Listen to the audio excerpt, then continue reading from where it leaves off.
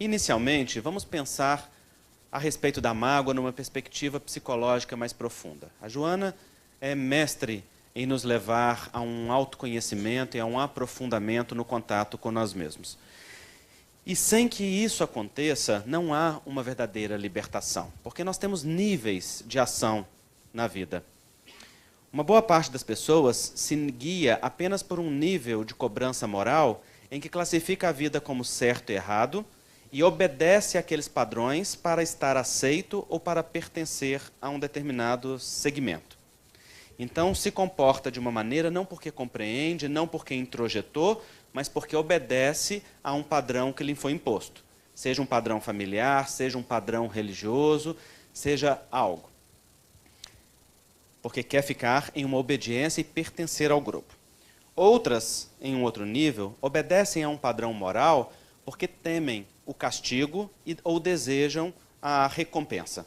Então, num jogo de castigo e recompensa, olham para aquilo que é chamado de certo e errado como um jogo de poder, em que, ao fazer o que é certo, nós somos premiados, ao fazer o que é errado, nós somos punidos. Mas há um outro nível mais profundo, em que este nível de julgamento moral ele é abandonado. E então o indivíduo não entra numa classificação de certo e errado na vida, mas em uma compreensão do que aquilo significa e dos seus efeitos. É nesse nível que a doutrina espírita atua. A doutrina espírita não está preocupada em nos falar o que é certo e o que é errado. Porque certo e errado são morais de um determinado tempo. A doutrina espírita nos apresenta leis divinas. E leis divinas não são certas nem erradas, elas simplesmente são. Quando nós compreendemos o que elas são, então nós nos guiamos por ela. Vou dar um exemplo claro. A lei da gravidade. A lei da gravidade é certa ou errada? Ela não é certa nem errada, ela simplesmente existe e a gente aprende a lidar com ela. Vê que vários fenômenos são derivados dela, que a existência não pode ter lugar na Terra onde nós nos encontramos sem essa força gravitacional e que isso tem vários efeitos, não é assim? Eu posso pensar o que eu quiser a respeito dela. Posso classificá-la como errada à vontade, não posso? Mas no momento que eu botar o pé para fora desse tablado aqui, ela está pouco se lixando o que eu acho dela.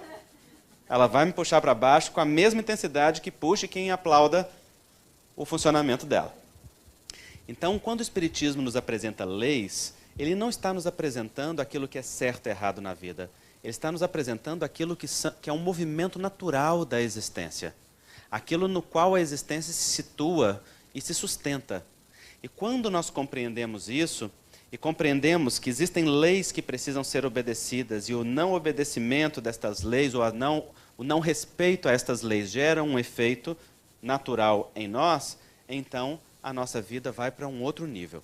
Porque então não se trata de obedecer um código de certo e errado para punição e recompensa, mas se trata de estar em sintonia com um processo natural que nos coloca em paz interior.